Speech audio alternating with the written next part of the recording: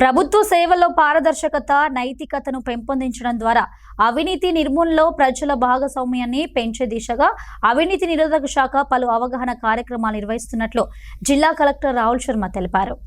సోమవారం ఐడీఓసీ కార్యాలయంలో అవినీతి నిరోధక శాఖ ఆధ్వర్యంలో నిర్వహించిన అవినీతి నిర్మూలన వాల్ పోస్టర్ను ఆయన ఆవిష్కరించారు. ఈ సందర్భంగా ఆయన మాట్లాడుతూ డిసెంబర్ 3వ తేదీ నుంచి 9వ తేదీ వరకు అవినీతి నిర్మూలన వారోత్సవాన్ని పురస్కరించుకొని వివిధ విభాగాల్లో అవగాహన కార్యక్రమాలు నిర్వహించినట్లు తెలిపారు.